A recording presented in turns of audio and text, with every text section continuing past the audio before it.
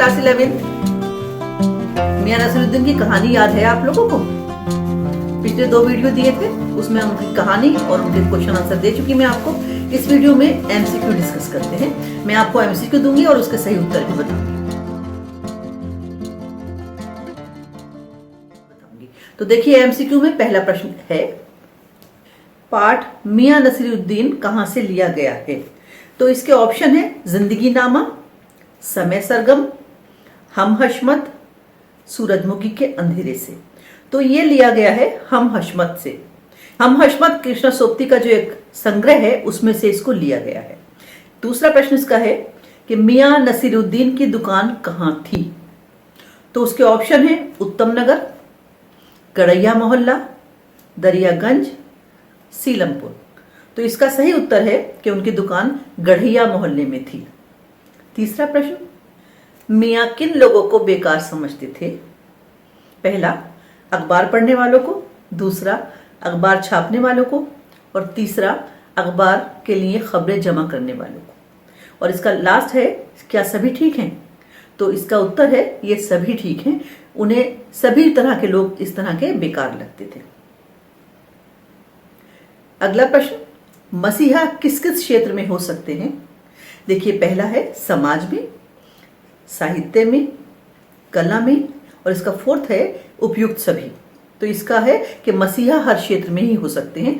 जहां जहां पर लोग हमें गाइड करते हैं, हमें सही रास्ते पर ले जाते हैं, वही मसीहा कहला सकते हैं। इसलिए मसीहा हर क्षेत्र में हो सकते हैं।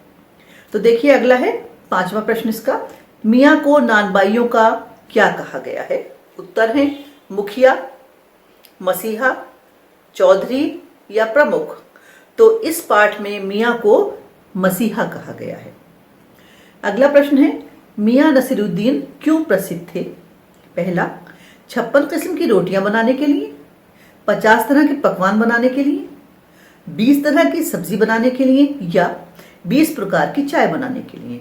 तो वो 56 किस्म की रोटियां बनाने के लिए ही प्रसिद्ध थे। अगला प्रश्न, पाठ की लेखिका का नाम है अमृता प्रीतम, कृष्णा सोप्ती, सुभद्रा कुमारी चौहान या महादेवी वर्मा। तो ये मैंने पहले प्रश्न में ही कहा था कि लेखिका का जो हम हशमत एक संग्रह है उससे लिया गया है इस कहानी को। तो इसके सही उत्तर बनता है कृष्णा सोप्ती। लेखिका के सामने मियां नसीरुद्दीन ने किस प्रकार सिर हिलाया? ऑप्शन, 5 हजारी, 10 हजारी, 30 हजारी, या कोई भी ठीक नहीं है, यानी कि सब गलत है। तो मियां ने लेखिका के सामने इस प्रकार से सिर हिलाया था जैसे कि वो 5 हजारी हो। तो इसका सही उत्तर है 5 हजारी। नेक्स्ट प्रश्न इसका, मियां ने लेखिका पर क्या शक किया? पहला ऑप्शन, वह कोई पत्रकार तो नहीं है। दूसरा, कहीं वह कोई जासूस तो नहीं है। तीसरा, कहीं वह कोई लेखिका तो नहीं है। और चौथा, कहीं वह कोई शिक्षिका तो नहीं है, यानी कि शिक्षक तो नहीं है। तो इसका सही उत्तर है कहीं वह कोई पत्रकार तो नहीं है। पत्रकार को पाठ में अखबार नवीस कहा गया है। अगला प्रश्न है, मियां लेखिका से किस अंदाज में बोले? तो इसके ऑप्शन है आंखें तरेर कर, आंखों में आंखें डालकर, आंखें दिखाकर, या आंखें झुकाकर। तो मियां लेखिका से आंखें तरेर कर बोले थे। नेक्स्ट प्रश्न इसका, मियां ने किस व्यवसाय का नाम नहीं लिया? देखिए, आईना साज, नगीना साज, मीना साज और कलादक, ये 4 नाम मैंने लिए हैं। अब जरा सा आप रिकॉल कीजिए कि किसका नाम उन्होंने नहीं लिया था। कुछ याद आया? उन्होंने कलादक नहीं कहा था। कलादक कहलाते सोने का काम करने वाले। देखिए नेक्स्ट इसका, मियां ने रोटी पकाने का हुनर किससे सीखा? हर काम हम किसी ना किसी से सीखते हैं ना। तो मियां ने किससे सीखा, ये अगला प्रश्न है। पिता से, पड़ोसी से, स्कूल से, या बाहर से? बाहर का मेरा मतलब है शहर से बाहर या कंट्री से बाहर। तो उन्होंने अपना ये काम अपने पिता से सीखा था। उन्होंने कहा भी है कि ये हमारा खानदानी हुनर है। नेक्स्ट प्रश्न, निम्नलिखित में से मियां कौन सा काम करते थे? रोटी पकाने का, मीना साज का, रंगरेजी का या रफूगरी का? तो हम सब जानते हैं कि नानबाई थे। नानबाई का अर्थ होता है रोटी पकाने वाला। तो सही ऑप्शन बनता है रोटी पकाने का। नेक्स्ट प्रश्न, लेखिका के प्रश्न पर मियां किस सोच में पड़ गए?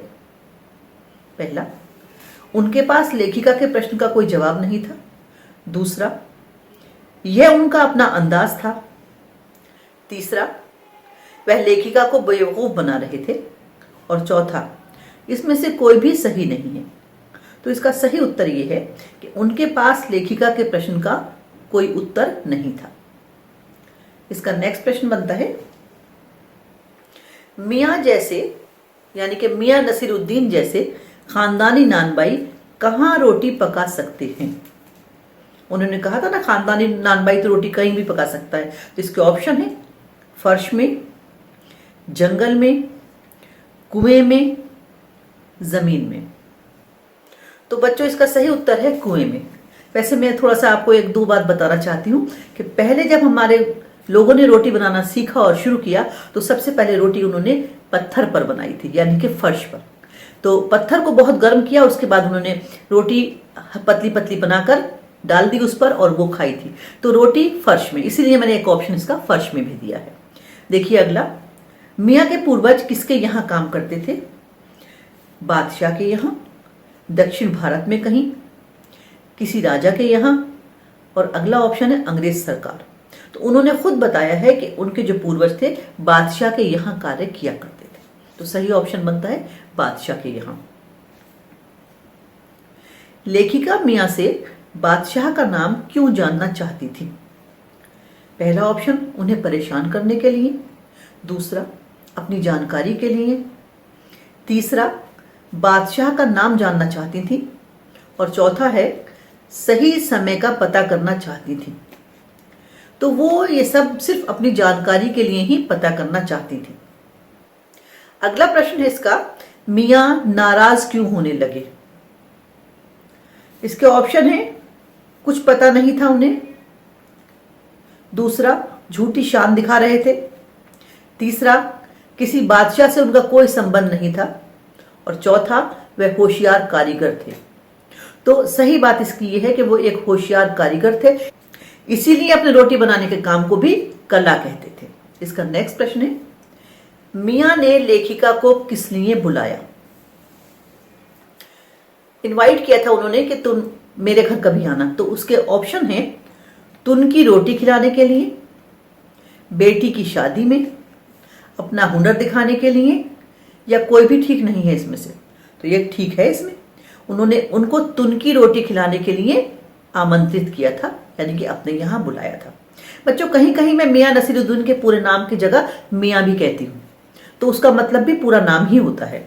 तो देखिए अगला प्रश्न इसका बनता है, और इसका ये लास्ट प्रश्न है, मियां नसीरुद्दीन रोटी बनाने को क्या मानते थे? कला, विज्ञान, रोजगार या जरूरत? तो मियां अपने इस काम को भी एक कला मानते थे, हुनर मानते थे। तो बच्चों मैंने आपको इस तरह से ये मियां नसीरुद्दीन पाठ का एमसीक्यू दिया, जिसमें पूरे पाठ को मैंने कवर करने की कोशिश की है। फिर भी कुछ प्रश्न इसमें से हो सकता है और बन जाए, उसके लिए आप पाठ को एग्जाम से पहले बहुत ध्यान से रीड करिएगा। समझ में सब आपको आ रहा है आजकल? Thank you.